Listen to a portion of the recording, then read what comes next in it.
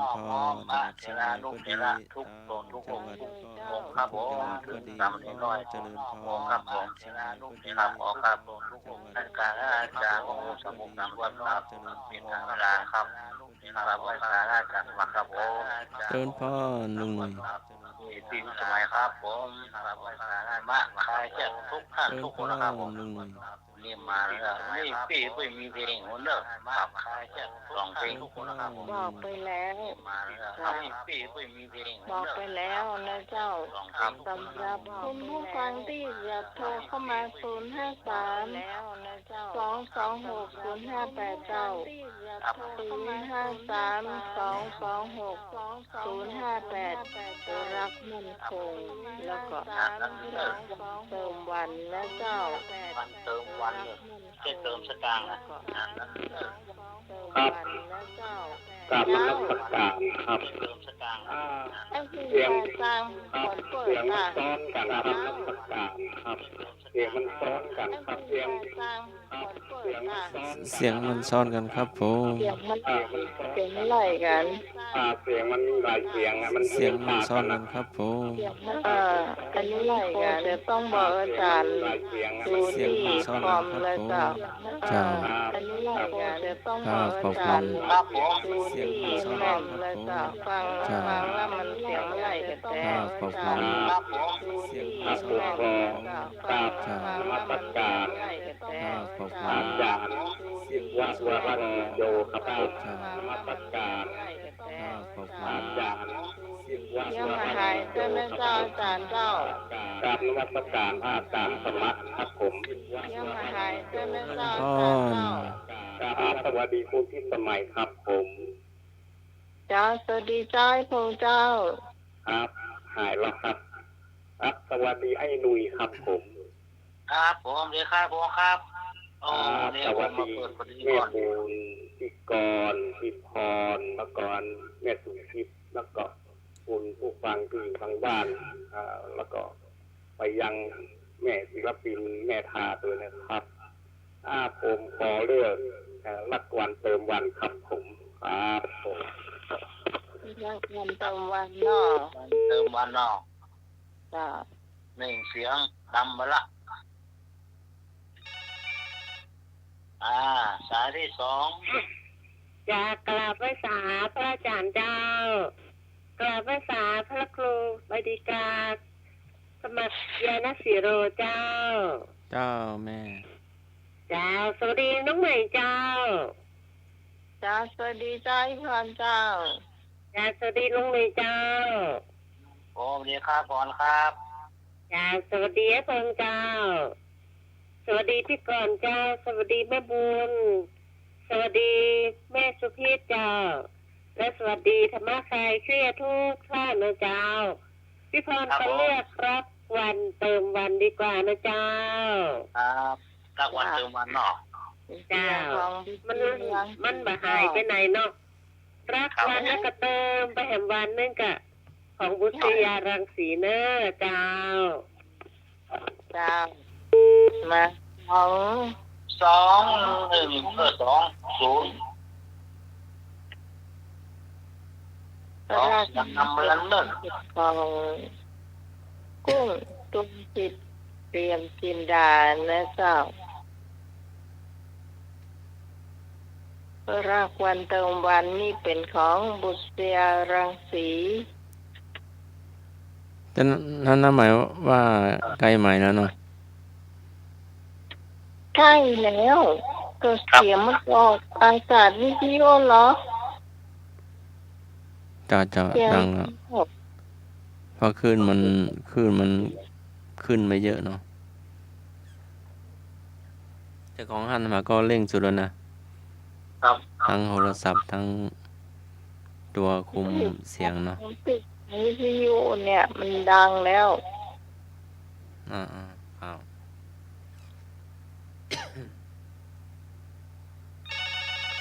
ดีตั้งแต่ตั้งแต่ตอนแรกแล้ว จ้าพี่กรจ้าพี่กรเลือกรักมันคงจ้ะ รักมั่นคงนอก เออ นักการอันทัด ครูใบทิกาสมัครเกียรติศิโรจ้า เจ้าแม่ก่อน สวัสดีน้องใหม่จ้า จ้าสวัสดีเจ้า สวัสดีเอ๋ยจ้าสวัสดีน้องพรสวัสดีไอ้พงษ์สวัสดีแม่บุญจ้าแม่สุพิษด้วยนะจ๊ะใครที่ฟังอยู่ในรายการนึกก็โทรเข้ามา ขอเพลงนั่นไปก่อนจ้ะก่อนกำมลอยู่ดอนน้อยวัฒนาโรงแรมสนใจจ้ะสวัสดีธรรมะค่ะเกทุกท่านจ้ะสวัสดีจ้า เจ้า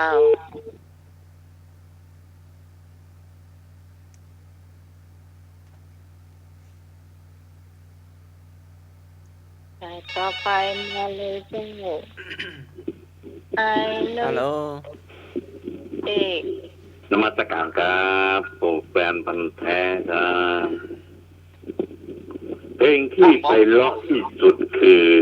รักมั่นคงครับเนาะครับนมัสการครับ 2:2 ครับ 2:2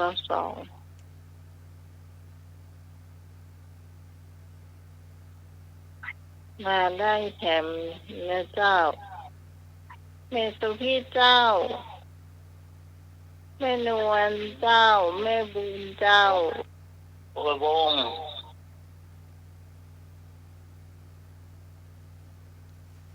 ไอ้ลูกเจ้าแม่มน เจ้าน้องหมายสวัสดีเจ้าน้องหมายเราไม่ขอเจ้า แล้ว ต้น เจ้า มาแล้ว หน่ยเอารักวันเติมวันนะเจ้า ครับ อันนี้ท่านแน่นอนอยู่แล้ว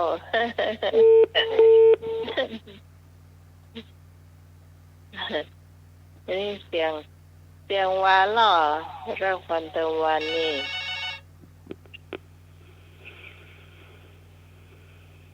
เจ้า สวัสดีเจ้า สวัสดีน้องไหม โอ้ เจ้า เจ้าว่าจ่ายกันจะมาตัวนะเจ้า เจ้าแม่บุญ วันนี้หนุ่ยตัวเด้อ ครับผมดีครับผมครับ เจ้าวันนี้ไอ้โกงตัวน้องกรตัวน้องพรตัวก็สุพิษตัวเด้อแต่ทุกผู้ฟังทุกการทุกคนเลยนะเจ้า ครับผ เรา ม รักวันเติมวันนั่นแหละ รักวันเติมวันเนาะ เจ้า 4:2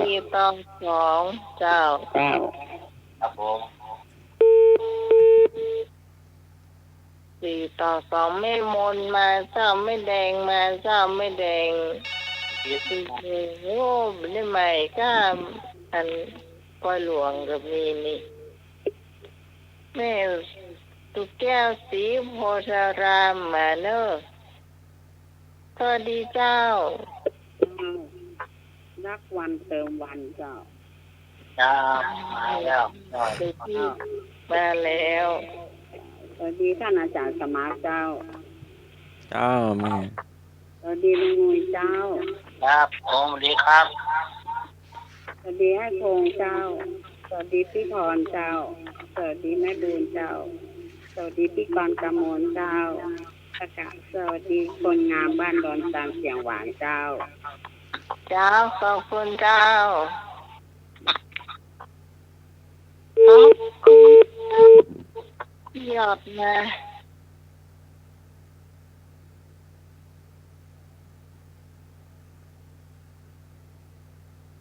โทรมาได้เลยนะเจ้า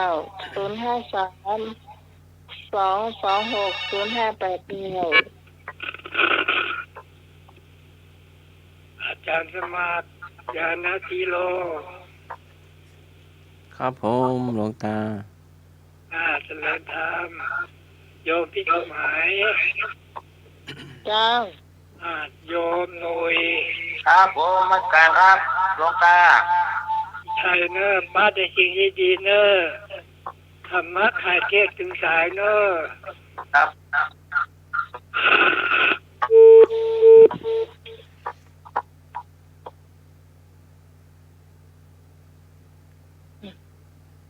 ผู้ฟังท่านไหนจะโทรเข้ามาได้อยู่เจ้า ถ้าสมศรีลุงวัด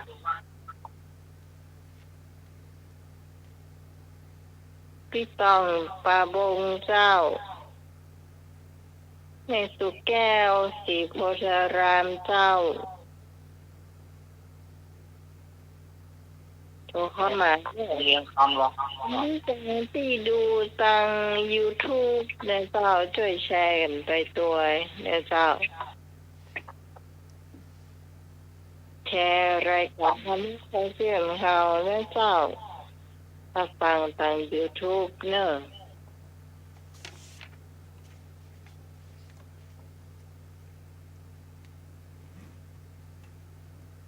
มีแถมก็เจ้า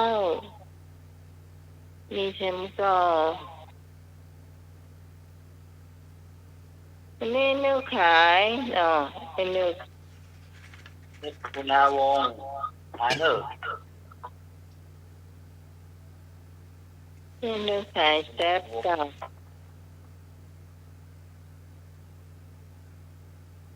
พี่ตองก็หายแซ่บเจ้าเอาละเจ้าเฮาก็บ่อยากให้เสียเวลาเนาะถ้ามันมีใครโทรเข้ามาก็จะเปิดเพลงก่อนเจ้าเพลงที่นำอยู่ก็คือรักวันเติมวันเนอะ4:2 4:2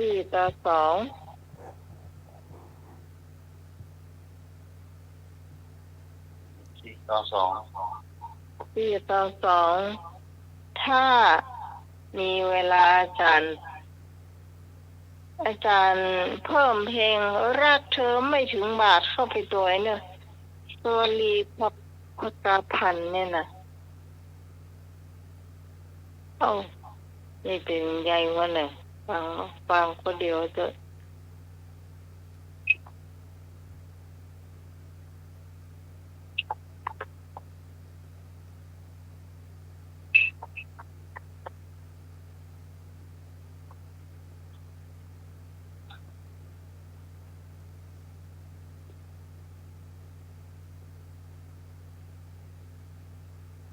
เจ้าขณะนี้คุณกำลังรับฟังรายการธรรมะเรียดประจำวันเสาร์ที่จะได้เนี่ย30อ๋อมันจะสิ้นเดือนไอ้หนุ่ยวิทยุไอ้หนุ่ยเสียงจะดีเลยเนอะ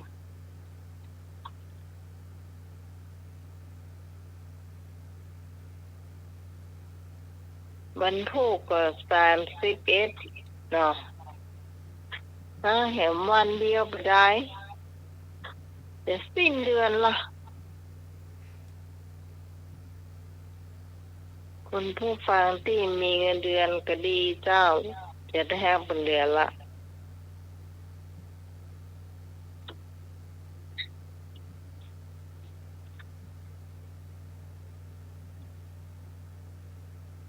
ฉันพร้อมหรือยัง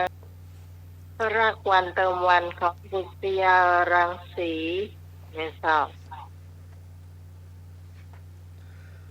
สมัครสมุด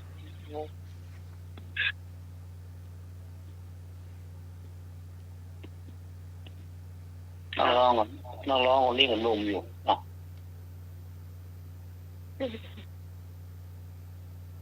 มันตอนนี้อุตสกรรมเอาแจงไปละ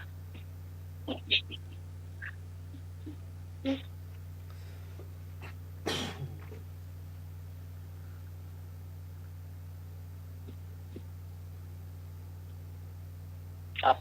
053-226-058ครับผม เลือกมาเหรอ ครับมาขายเครียดนี่ที่30วันเสาร์เดือนมีนาผูกวันสุดท้ายละ31เข้าสู่เมษาแล้วเนอะ เพลงอะไรนะ รักมั่นคงของกุ้งดวงศิษย์เทียมจินดาเมษาเข้าเมษาใครร้อง จะ นะ มีไฟนั้น กุ้งตวงสิทธิ์เรียมจินดา นักครับออน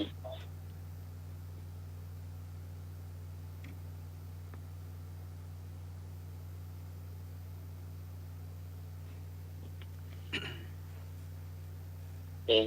อันสมัครพวกคน